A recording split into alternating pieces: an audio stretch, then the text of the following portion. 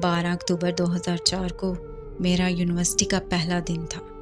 اس دن میں نے یونیورسٹی میں پہلی بار عائشہ کو دیکھا اور دیکھتے ہی مجھے اس سے محبت ہو گئی، لیکن اتنی ہمت نہیں تھی کہ اس سے اپنی محبت کا اظہار کر سکوں۔ اس لیے میں نے 1 سال تک اپنی محبت کو گمنام رکھا۔ پھر ایک دن عائشہ میرے پاس آئی اور کہنے لگی کہ اگر تم مجھ سے پیار کرتے ہو تو اظہار کیوں نہیں کرتے؟ میں حیران ہو گیا کہ اسے کیسے پتہ چلا۔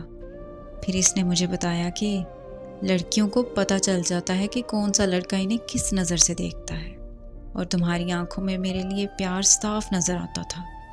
عائشہ کی باتیں سن کر مجھے بہت خوشی ہوئی، اور پھر ہم دونوں نے ایک دوسرے سے اظہار محبت کیا۔ بہت جلد ہر طرف ہماری محبت کے چرچے ہونے لگے، یہاں تک کہ عائشہ کے گھر والوں کو بھی ہمارے بارے میں پتہ چل گیا۔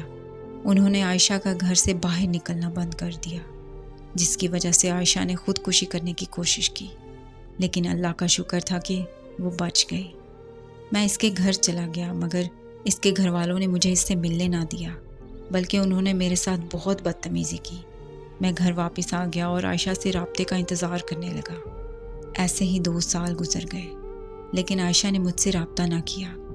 میں یونیورسٹی چھوڑ کر اپنا خاندانی کاروبار سنبھالنے لگا، اور پھر اچانک ایک دن عائشہ اپنے گھر سے بھاگ کر میرے پاس آ گئی۔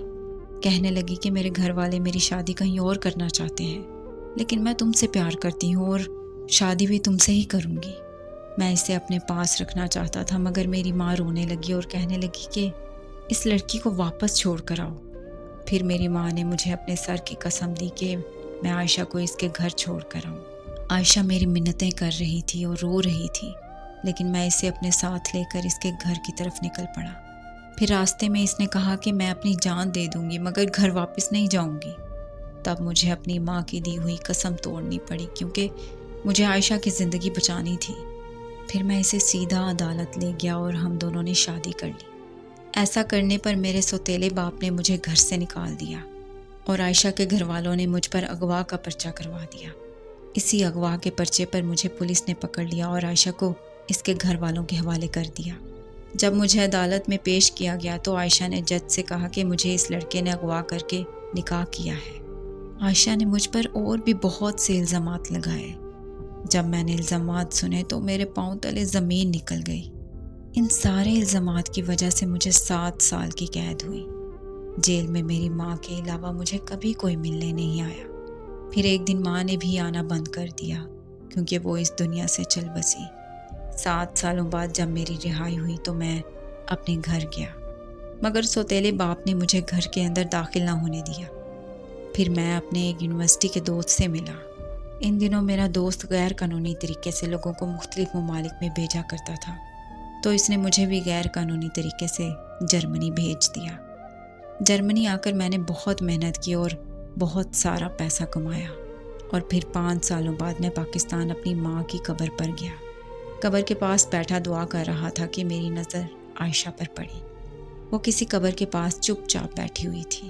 میں اس کے پاس گیا تو وہ مجھے دیکھتے ہی رونے لگی اور کہنے لگی کہ مجھے معاف کر دو، میں نے تمہارے ساتھ بہت غلط کیا ہے، لیکن میں بہت مجبور تھی، کیونکہ میرے چچا نے مجھے دھمکی دی تھی کہ اگر میں عدالت میں تمہارے خلاف بیان نہیں دوں گی تو وہ مجھے اور میری ماں کو جان سے مار دے گا۔ مجھے اپنی جان کی پرواہ نہیں تھی، لیکن مجھے اپنی ماں کی جان بچانی تھی۔ عائشہ کی باتیں سن کر میں نے اسے معاف کر دیا۔ پھر میرے پوچھنے پر عائشہ نے بتایا کہ وہ اپنی ماں کی قبر پر آئی ہے اور ہر روز اسی وقت یہاں پر دعا کے لیے آتی ہے۔ پھر میں عائشہ سے ملنے ہر روز قبرستان جاتا رہا۔ ہم دونوں بہت دیر تک باتیں کرتے اور ہنستے رہتے تھے۔ اس نے بتایا تھا کہ اس کی شادی ہو گئی تھی اور اس کے 2 بچے بھی ہیں۔ پھر وہ مجھے شادی کے لیے فورس کرنے لگی کہ میں بھی شادی کر لوں، اور میں نے بھی سوچا کہ اب مجھے شادی کر لینی چاہیے، اور اسی طرح میں نے پاکستان میں ہی ایک لڑکی سے شادی کر لی۔ لیکن میرے انوائٹ کرنے پر بھی عائشہ میری شادی پر نہیں آئی۔ شادی کے بعد اس نے قبرستان آنا بھی چھوڑ دیا۔ میرے جرمنی واپس آنے سے ایک دن پہلے میں عائشہ سے ملنے اس کے گھر چلا گیا۔ وہاں پر جا کر پتہ چلا کہ عائشہ کو مرے ہوئے 12 سال ہو چکے ہیں۔ جب میں جیل میں تھا تو عائشہ نے خودکشی کر لی تھی۔ یہ سن کر میرے پاؤں تلے زمین نکل گئی۔ عائشہ کا قبرستان میں مجھے ملنا ہر کسی کے لیے ایک جھوٹی کہانی ہے، مگر میرے لیے حقیقت ہے۔ جو میں کبھی نہیں جھٹلا سکتا۔